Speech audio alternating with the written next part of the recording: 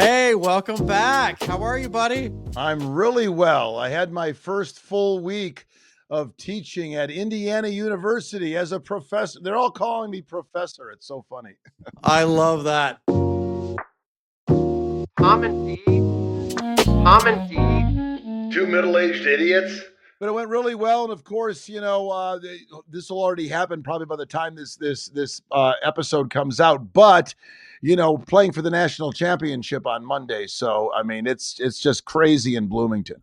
I know. We're in red. I got my Indiana shirt on right now. You got your IU hat. I'm so excited about this game. It's all that anyone's talking about. Oh my God! You should. I sent you an article. I'm not sure if you got it, but they are closing down Kirkwood, which they do during the summer, or anyway. But they're closing down the main street that goes through Bloomington, and they are not allowing any bars to serve anything other than in a plastic cup, because they just do not want people afterwards, or if we win or lose, like throwing glasses and stuff like that. And there's going to be somewhat of a police presence, but I'm going to be down there as soon as the game's over. My neighbor and I are going to go down there, unless we can leave early. If we're up by like a lot of points, we may leave with like 2 minutes left to go down there and see it all. And you don't want to spend the $5,000 to go get a ticket? Well, all the ones that are left are like 100,000. If you want to, I mean, it's like all the good seats are left. Good seats, right? Yeah, I heard the cheapest seats are like $5,000, 4,500. Right. Yeah, we should have a special episode just about Indiana. We will after we win. Yeah. Oh my God. Yeah, absolutely. But I saw Jamal Meeks, and he is going to come on the podcast. Oh, that's fantastic! I love that. Yeah, that's great. I love Jamal Meeks. He's fantastic. All right. Well, I want to talk about today's guest because please. I'm really, really excited about our special guest that we have with us today. And I mean, you're going to learn so much about her. Tom, I know you know a little bit about her. Usually it's a surprise, but you got her book too, as did I. Just want to tease it a little bit. She is an incredible human. She is a world-class scuba diver. She's a Hollywood underwater stunt performer and so much more, but she's also an entrepreneur. And she's the author of Diving into Dreams. Before I bring her on, though, I want to preface this by saying that her story goes from growing up in communist Hungary. I think she said it starts around 1990 when she's about 14 years old. That's really when her story begins. It continues on to building this life around adventure and creativity and purpose. And what I love most about her work is not just that it's about doing these wild, impressive things. And she's done a lot of impressive things, but it's about figuring out what enough really means. I think this conversation is going to be both inspiring and grounding. Well, then shut up. I didn't get the memo about you talking too much. So welcome to the show, Szilvia Gogh. Gogh. Did I say that even remotely close? You did. Okay. My name is, I always tell people it's like Van Gogh, but I sometimes hear people saying it's a silent GH in the end, Van Gogh. But honestly, I'm Hungarian. So my name is really written with an O and 2 line on it, because in our alphabet, we have 42 letters, and it's Gogh. But since in America... That's a hell of a typewriter. Also, I can't even find those letters on the computers or the phone. Right. So I decided to simplify, and my American name is Szilvia Gogh. I have a friend whose grandmother was from Hungary, and her last name was Fazekas. Does that sound Hungarian to you? Fazekas. Oh, see, Fazekas. See, I'm telling you how our name is impronounceable. Because, for example, if you see my name is spelled Szilvia. Yes. If it's only S in Hungarian, we pronounce that Esh. So Esh. Okay. Yeah. S and Z together is one letter in Hungarian, and it's S. Well, Szilvia, thanks so much for coming on. Before we start talking about the book, give the audience kind of an understanding, maybe working even backwards, about what you do, a little bit about who you are, what your background is, and then how you came to write this book. That's a very long story, but We've got a lot of time. I Sylvia, don't a know lot of how far time. to go back. I mean, I would say you were right. My story really started when I was 14 years old. In one summer, so much happened. I grew up in a landlocked, communist, very paternal country with big dreams. I knew from a very young age that scuba diving was what was my passion was. I really loved diving. I did a sport called orienteering diving that was sponsored by the military in Hungary in lakes and quarries. It's very much like a treasure hunt underwater, competition style. It's like you guys do orienteering running in the forests here, right? Yes. So it's just the same but underwater with zero visibility. So you can figure out why the military wanted young people to be able to find things like guns, missing people. Once we were looking for $1 million in a sport bag that was thrown over in a chase. Oh my God. Yeah, Wow. lots of adventure diving, but even in the dirty, murky waters, I just felt something that I didn't feel anywhere else in my normal life. Being free, and everybody was quiet. Nobody can talk to you when you are underwater unless they are doing it on a speakerphone. But literally, I just loved that nobody was telling me what to do. It's just such a great feeling when you are 14 years old and everyone is getting on your nerves, right? And let's not mention the freedom of like weightlessness. Outside of space, the only place where you can be weightless is underwater. So I just, it was my Shangri-La, love at first sight. So at 14, I started scuba diving. My father had cancer and died. He was age 39 at the time. And we just had Chernobyl happen. So it was in pretty much direct correlation of Chernobyl. Wow. The Berlin Wall came down. So we finally were able to travel not just to Mother Russia, but to the West. And I turned from an eternal tomboy who just wants to be dirty, biking, jumping off things. Pretty much overnight, my boobs grown out to be 75 double D. And that was a major inconvenience. If you are a tomboy and you want to blend in with the guys, that just was not welcome in my life. So that's how my story starts, right?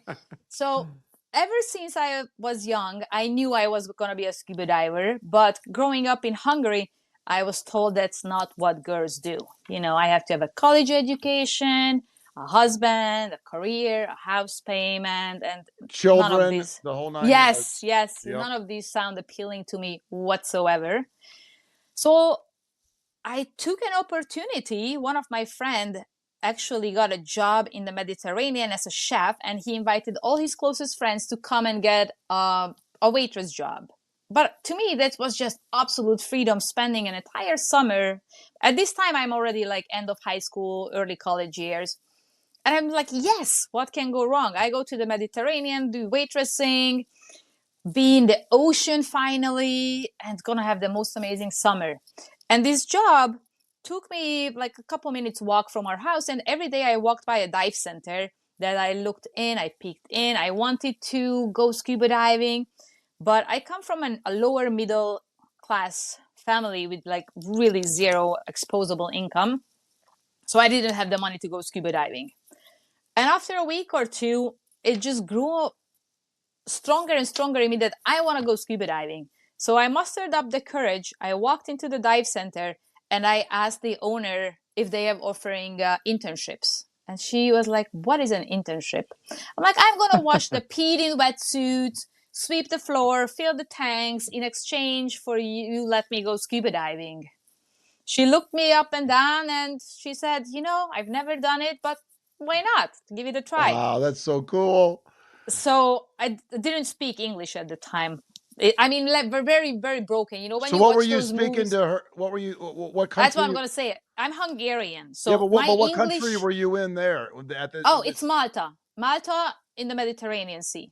So was this woman speaking Hungarian also? No. I'm saying I spoke very broken English. You know, sometimes in the movies you watch those Hungarians who come here and speak like 20 words. That was me. I sweep, I sweep, I sweep. Yes, yes, I yes, wash, yes. I wash. Yes, exactly. That was pretty much me. So it was the most incredible summer. I've never worked so hard in my life, but I loved every minute of it. I did the scuba diving, I made some money waitressing, and reluctantly at the end of the summer, I went back home to finish college. And I was studying in an engineering school, marketing management and promotions. And I think here too, you have to go the last semester, find a job, and write your thesis about something Right. relating to your major. So instead of going to a factory, I decided I'm going to find a way to go back to the Mediterranean.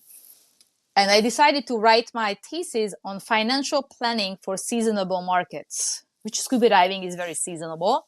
Sure. And I just, it was again a lot of teacher thinking that I'm just mocking the system, that this is not the way to do it. But I just kept asking until one said, okay, I will sign off on this idea.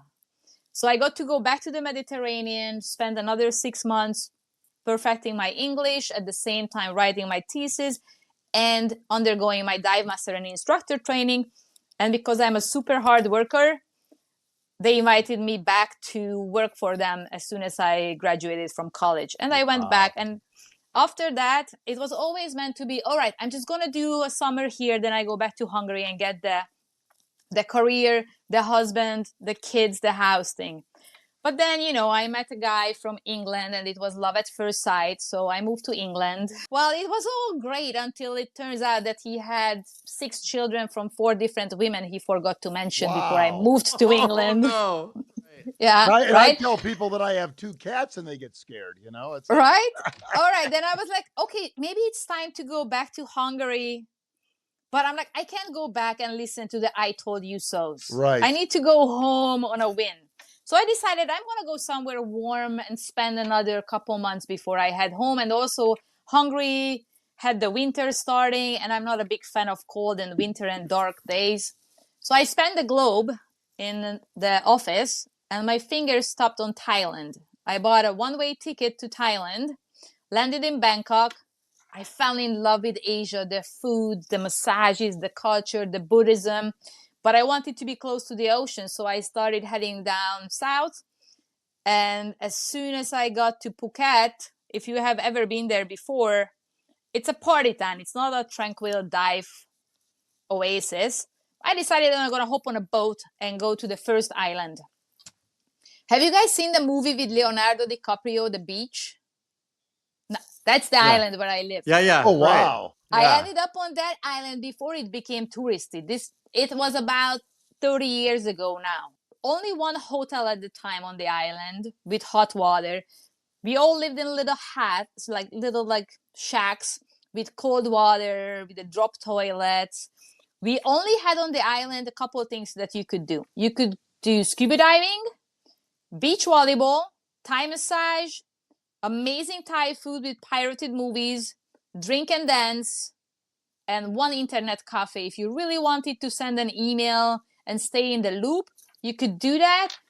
Or like me, I chose to be just blissfully ignorant to what's going on in the rest of the world and just live barefoot, happy, scuba diving with sharks and turtles and whale sharks. But are there bugs? Were there bugs there?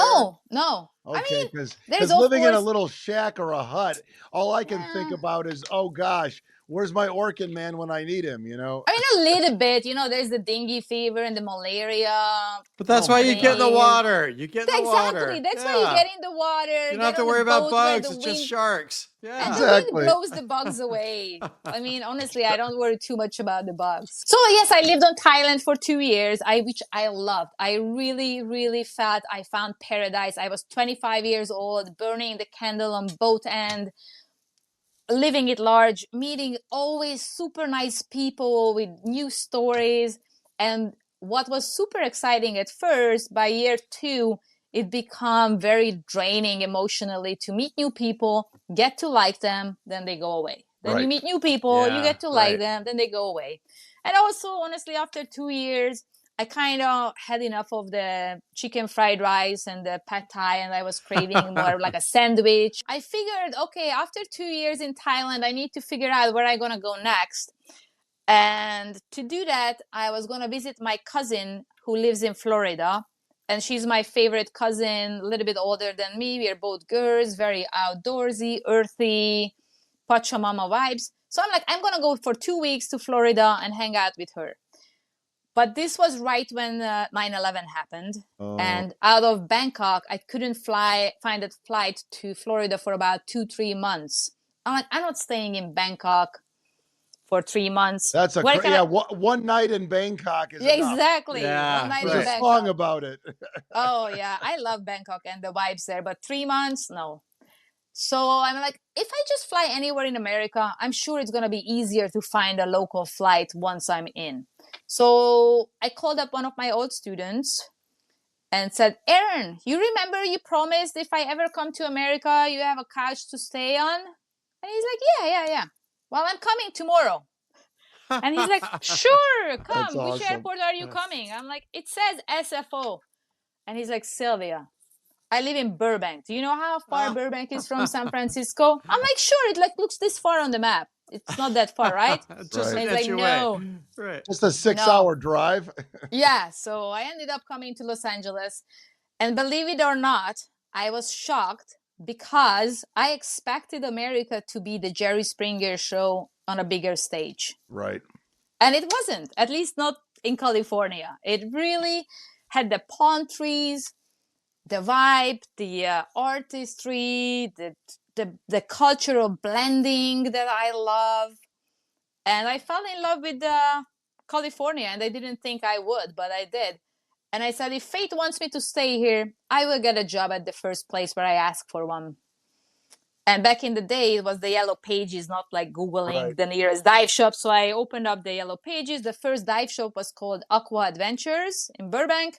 I called up this captain style, crunchy, salty guy. Picked up, What can I do for you there? kind of looked like you a little bit, but sounded way more salty. And he gave me this giant lecture about how girls cannot scuba dive, but if I really have to, send him my resume. And by that time, I had about 5,000 dives under my belt. I dove from ice diving to England cold water diving. I competed for like 15 years in orienteering diving. I pretty much traveled the world, and I have marketing skills, and I'm good with sales. So it seems like a dead end at the time when we had this conversation, and he just really told me how he doesn't think much of women in diving. So I was Horrible. Oh my God. Who says that? I mean, a macho man that's who crazy. is like a Hollywood stunt man, you know? Yeah. But anyhow, I guess he slapped on it because he called me back the next day and said if I can start on Monday, which I Wow, did. And I great. worked for him for about 7 or some years, and we became the best of friends. He became very much like a father figure to me.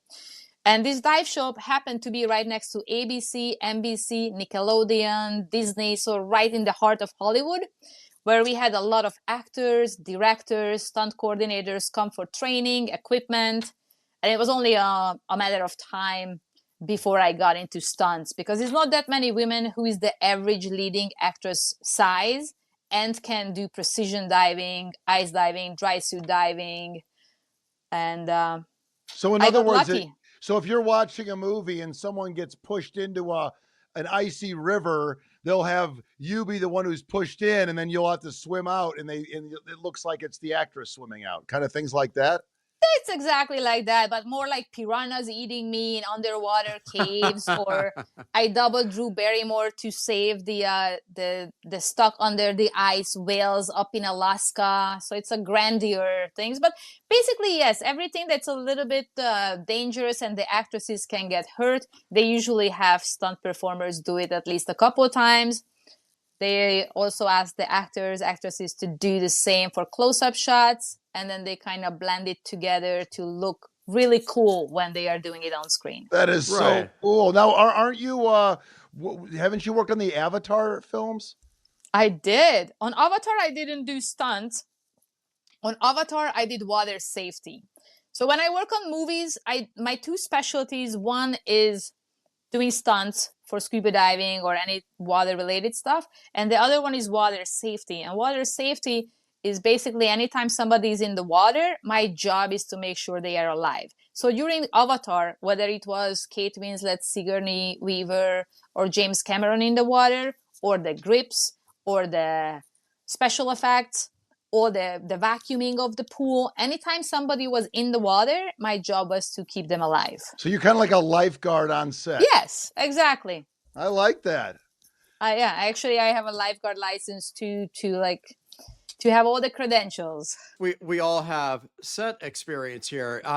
Something that the audience should know that doesn't have that experience is that you just don't do things in one take and one time it's done. You do these things over and over and you get really, really tired. So I bet there's some times where you're probably really tired and you're really, really having to keep a sharp eye out for these people to make sure that they're safe. And I'm sure it's not just like going up to them saying, "You okay? You okay? Yeah, I'm fine."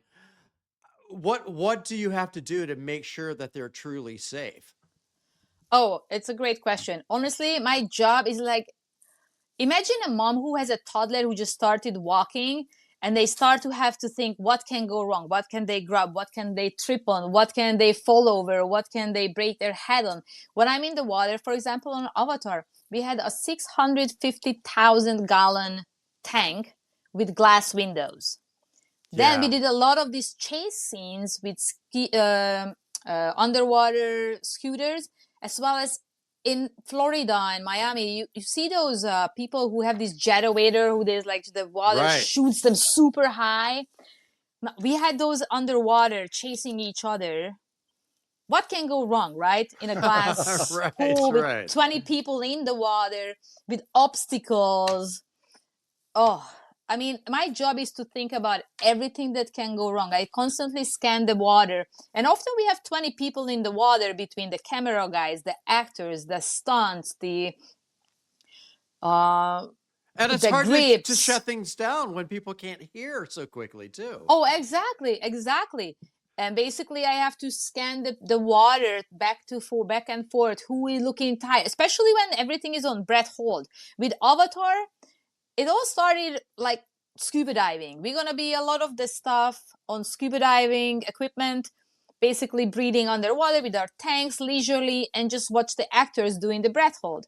But very early on, James Cameron revealed that it's not working as he expected because the scuba bubbles interfere with the technology that he is using for the motion capture. So we basically, not overnight, but over a month or two, the entire cast and crew had to retrain to be freedivers. And we did everybody had to do breath hold for every job position that we are doing on the movie. I was going to ask you about that because we had a guest once who did that, and then we also, I have a very good friend whose wife just recently got into that, and like, had you done that before, free diving? And for how long could you like hold your breath? Because I know when you see these people underwater and they're looking around and they stop and then they go this way, and you're like going, dude, I would be. First of all, I have to plug my nose when I jump in. Secondly, after about 15 seconds, I'd be like, I need air, bring me up. But also, and having to train these people, and when you have the weight of production, I know from my own experience, like you feel this pressure to say, yeah, everything's fine. You got to make sure that people speak up if they don't feel safe, or even if they don't speak up, I'm sure sometimes you have to be able to step in and go, no. They're not saying it, but it's not they are safe. done. Yeah. To be honest with you, I have to say James Cameron's production is the only one I've ever worked on that they are willing to spend so much time and money on safety and prep. Bravo. Yeah. I big bravo. I mean, we even went through a spinal injury lifting somebody with a crane out of the tank. We practiced everything. So it's not like assuming if they hire you to be a water safety, you can do anything with we had to have the whole team work together. So we spent a lot of time doing different scenarios, the entire water team. And luckily, a lot of the guys who I worked with on Avatar, I have worked with on many other movies before. It's a very small community of the water people. But still, we spent months preparing for before actually the shooting started. So luckily, we didn't have the pressure that you described that we usually have on the productions. Most of the time, they hire me for a 2 week, 1 week, 3 days shoot. Avatar, honestly, I worked on it almost 2 years, and that's just the water, just in Manhattan Beach. They went on to New Zealand to shoot more. uh, the Avatar movies were about shooting for like 4 years. Yeah. Is there anything, just to get a little scoop here, a little insider information? Is there anything that people should look out for in the newest Avatar movie? What's it?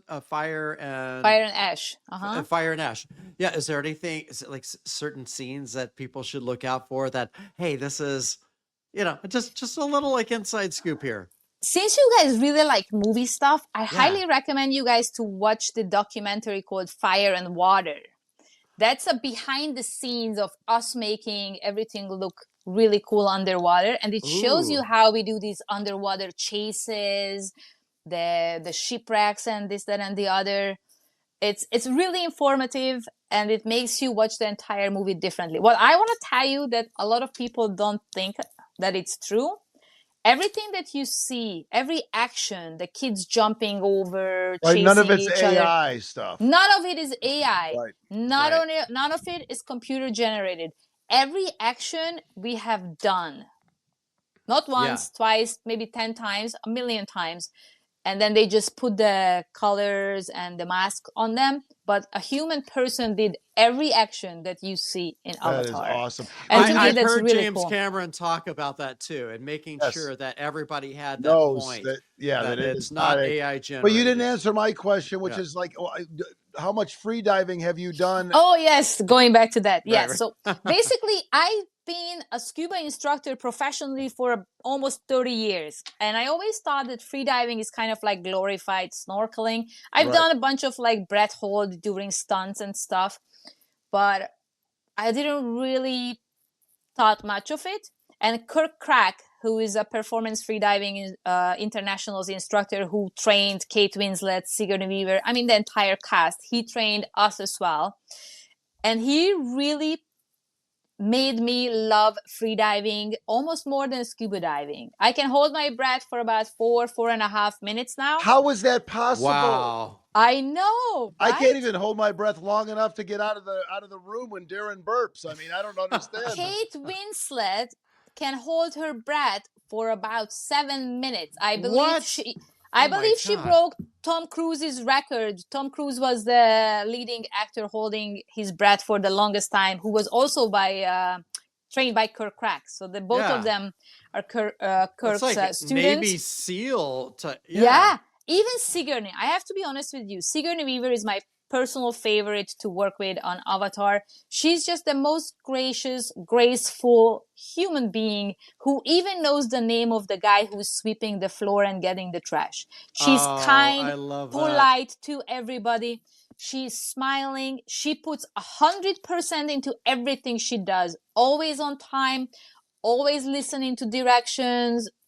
And I have never worked with anyone like her. I want to come back to some diving, but if you don't mind, I would love to just get to some of the stories that are in your book and some of the themes, especially that are in your book, because it's so fascinating. I think it applies to really everyone. I think probably Absolutely. especially women, though, because you talk about, the challenges of being a woman, not just your Hollywood world, but and throughout, but also just these challenges. And you talk about luck being just like a small part of things, but just all the hard work and determination that you have to put into it all, and just courage and resilience. I think it's just such a fascinating read. And I would love for you to tell us about like what you take out of it mostly, and what you hope people take from it when they read it.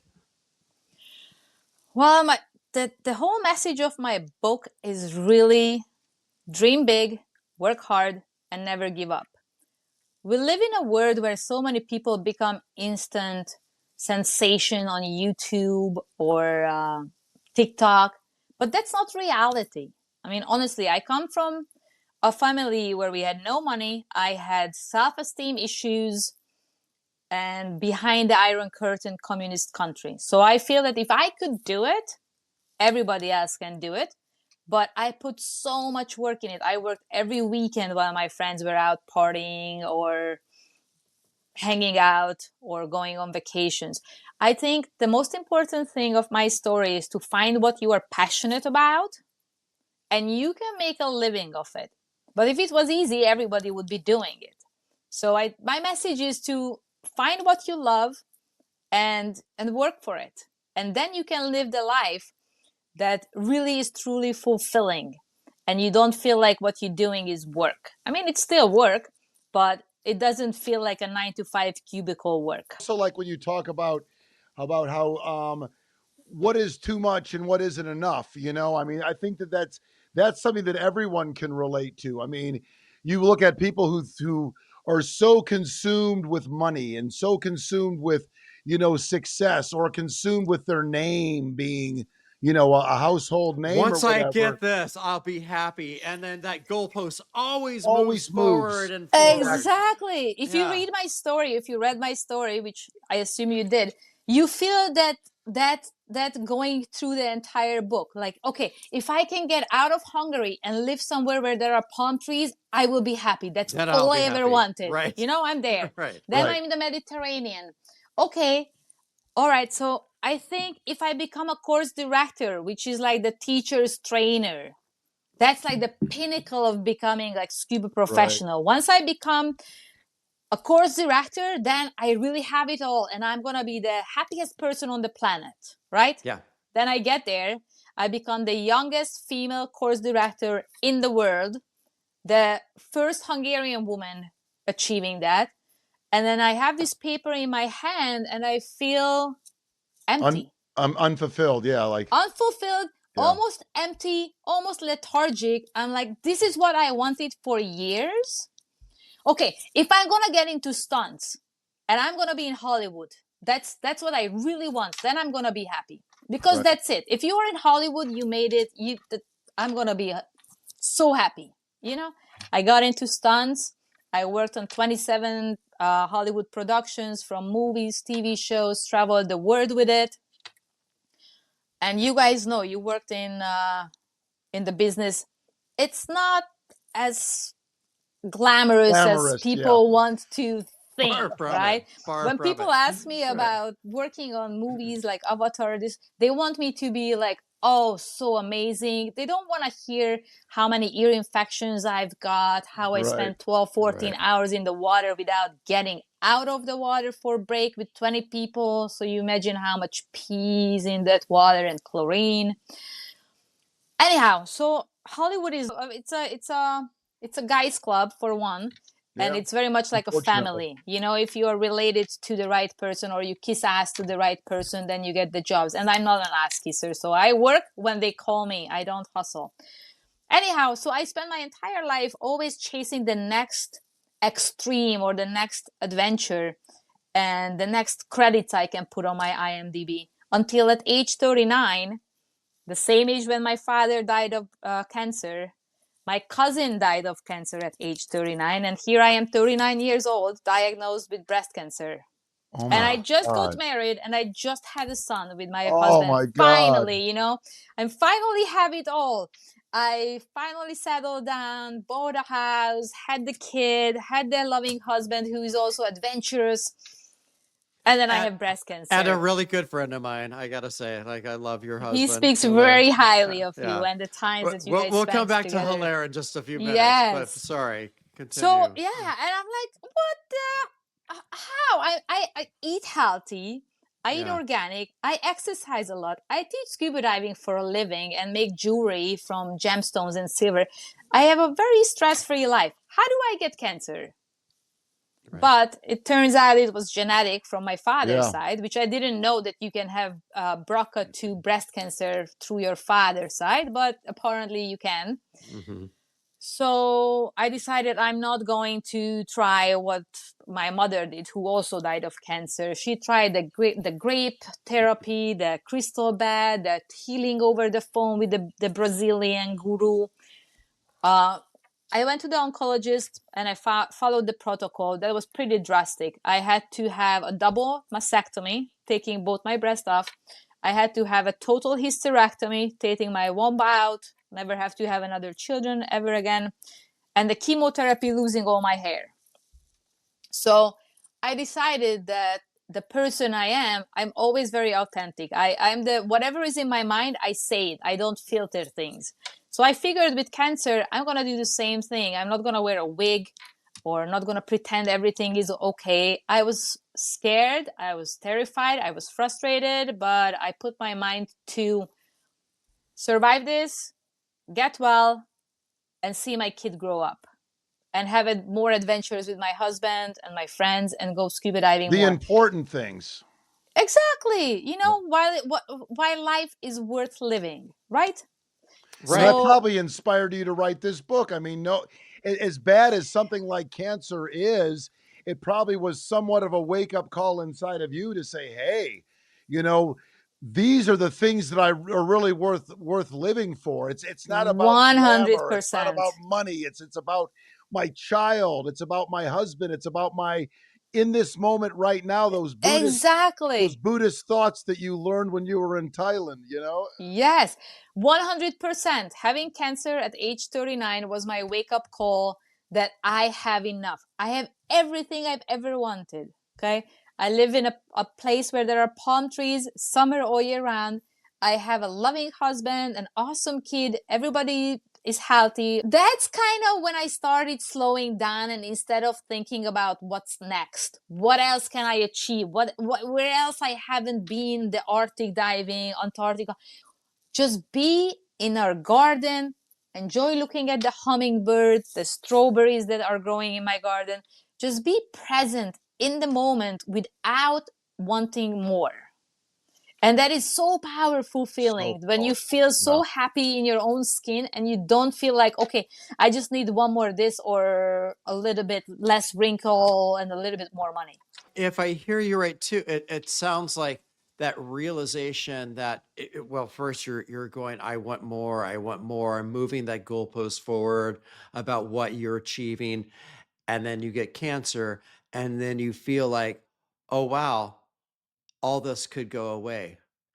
And that realization that it could be like when all I really want is just this happiness that I have right now. Like Yes. that's a pretty profound moment to just come to that realization that all this could go away, what I already have. That's enough for me. I just want that. Yeah, and it could have been enough like so much long time ago. Yeah. Now when I do speaking at events or events, they expect me to do something glamorous, and I always just tell people, I actually start with a question. Actually, I'm going to practice this on YouTube. Yes, we Okay. love Yeah. this stuff. We love being guinea pigs. Okay, so here's my question. Okay. I want you guys to close your eyes and think about somebody whose life is perfect, somebody who has the job you want, the house you would like to live in. They have the wife that looks the way that you want your wife to look like, who has as much money as you think you need to be happy. So let's start with Darren. Darren, who is that person? Be honest with us. I really don't have that person in mind because I got to say I'm a pretty happy guy. It's funny. I was talking to, I call her my wife, even though we're not married. Actually, she doesn't exist. It's an imaginary friend. No. We But we were digress. just talking about this last night, actually. It's just seeing a lot of wealth around, and we're both fine, but there's a lot of extra wealth, and we're just talking about, we really love our lives, love our kids. My kids have grown up to be incredible human beings. They have they're academically, successful, they're physically okay, but they're great human beings. They have a lot of empathy for other people. They have a great worldview. I did well with them. And then her kids, who are, I call my bonus kids, they're just growing up to be these incredible young people. And I love it. I really wouldn't change anything. I mean, there's always that thing where it's like, I want this other job and I hope this comes through because, you got to pay the mortgage, and you gotta live and have money to do those things. And you hope certain things come through. But I really wouldn't change Well, much. I you're mean, the exception to the rule. I think All so right, how I, about I, you? I Yeah. I don't think she have an was trying to answer. take us down a certain road. I don't have an answer. Yeah. Okay, So let's see. me, Let's I see. want to be me. Okay, second contestant. What do you have? Oh, I don't know. I mean, I'm thinking of someone like, Tom Hiddleston or, some actor, like he's this British actor. He's a good looking guy.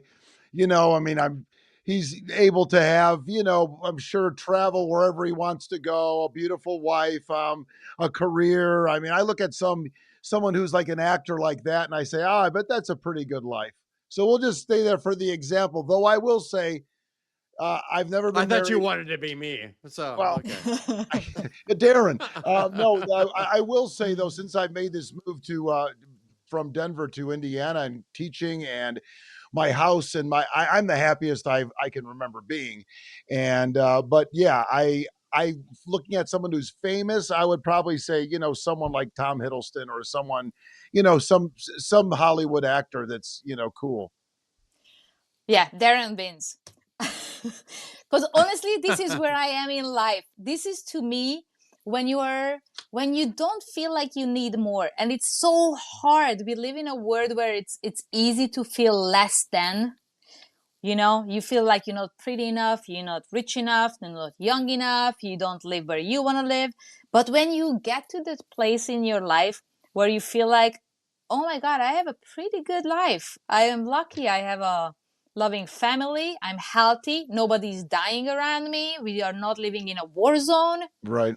That to me is enough. Wait, we're not?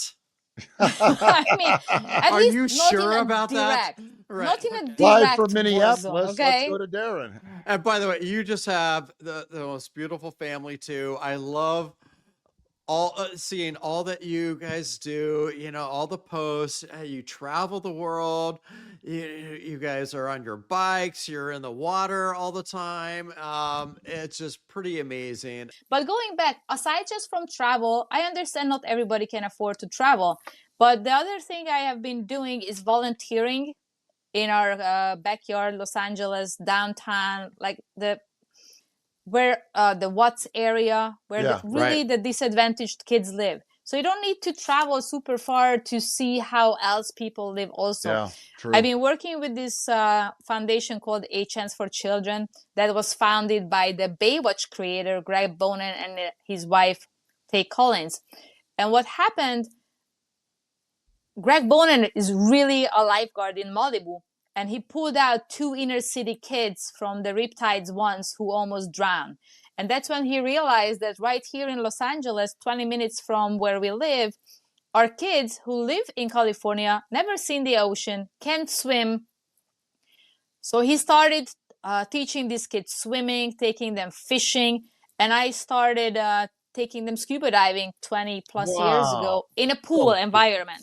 And the reason why I do that, as well as I bring with my jewelry company, I always have extra gemstones and materials that I bring it to their school so we can make necklaces. I give the same bucket of beads to 20 kids and they come up with 20 different designs.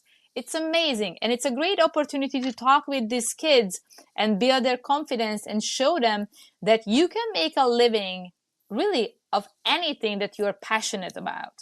Yeah. These kids come into, when I do scuba diving with them, they come in excited but terrified at the same time. They can't swim yet. I'm going to take them underwater in a pool environment, not in the ocean.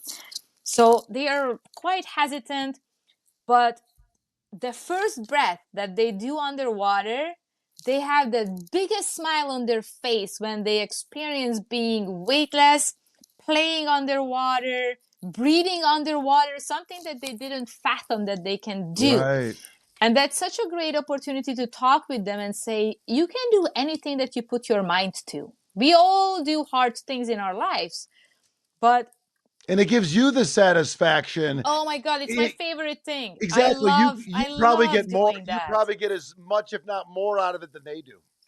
100%. When I teach the rich kids in Malibu and I ask them, what's your shoe size to get you ready? They say, I don't know. My nanny knows that. Right. I'm like, well, Right. then maybe your nanny should go scuba diving. Yeah. But when I Right. teach these kids, they feel like I give them the world. Right. They They're much have more so much. appreciative and Oh my God, yeah. yes. 100%. You are so fascinating. I mean, Yeah. we need more people like you in this world. Before we sign off here, I just wanted, I wrote down a few things and I think that they were quotes as opposed to my own thoughts, but just absolutely amazing to me. It's just, one is a question that what if the secret to happiness isn't in achieving more, but in discovering you already have enough? I mean, these are great life lessons to take that everybody should feel this no matter what situation they're in. Another one is diving into dreams. The title of the book isn't just about chasing the impossible. It's about realizing you already have what matters most. It's so true. I just wish most people don't have to go through cancer like I did Yeah. to come to this conclusion, but maybe reading my book will give them the fast track. Hey, I like that. Well, Sylvia, thank you so much again. We really, really appreciate your time. And please say hi to your family for me. Hilaire and I spent 2 incredible weeks in Paris that I'll never forget. Not as like lovers or anything. We were working and Well, and not that we shooting know there, of but anyway. right. Oh, he keeps telling me how much fun you guys had, and he keeps showing me that photo that he promised somebody to do something super obnoxious in Paris, and he took a picture that I think maybe actually you took the picture of him Yeah. with the Eiffel Tower in the background, him squatting Yep. down like he's pooping out the Eiffel Yeah. Tower, sitting We- on the we- Eiffel Tower. I'm not quite sure what's going on we there. we were at the Trocadero, like across from the Eiffel Tower. We got up for a morning, like early morning time lapse of the sun hitting it and just kind of like wasting time while the camera was doing its work. Like, hey, stand up on that little wall right there. Pretend like you're Like, pooping out the right, tower. exactly. So I had to get down on the ground and yeah, so That's there's a really great fun picture. stuff. I'm going to put this on. It's going to be on this. So I'm sure Hilaire, Hilaire thanks has for the your photo. permission. He has the photo. Oh, I have it. Oh, I you have it? Okay, good. Yeah. Oh, I definitely have it. It was It's on post- his phone. So Yeah. thanks so much But- for being with us. Please come Absolutely. back again. I really, right. really enjoyed chatting with you guys. You guys are super Right. fun. Thank you so much. All right. We'll talk soon. Thanks again, Sylvia. Bye. Appreciate it. Bye-bye. What so fascinating. I mean, what a story. I mean, like she said, she started out as this girl that was, came from a lower middle class income, Communist Hungary, and ends up, finding that happiness is something that it's kind of internal, and it's really loving what you do. And she found what she really wanted to do. And even though she had barriers and obstacles that most people would be, that would be enough for them. I mean, she's had so many things that she's had to fight through, that the fact that she's just wonderful. And wow, her kids are so lucky to have her as a mom. But again, just that realization that happiness, and not to sound too corny, but happiness is within, but it's understanding that I have enough. It's good. And again, that's not to say you can't strive for other things, because that's part of the story too, is fight for those things, fight for those dreams. Don't just wait for things to happen. Work hard. I mean, she talked endlessly about that. Yeah, but also being content in what you have in the moment while you're building those other things. Stop moving the goalposts constantly. Exactly. Darren, man, it's as always, it's been real. Go IU. Go IU. Later, dude. Later, dude. Common D. Two middle-aged idiots. This podcast is produced by 224 Media with voice and audio support by Fry on the Fly Productions.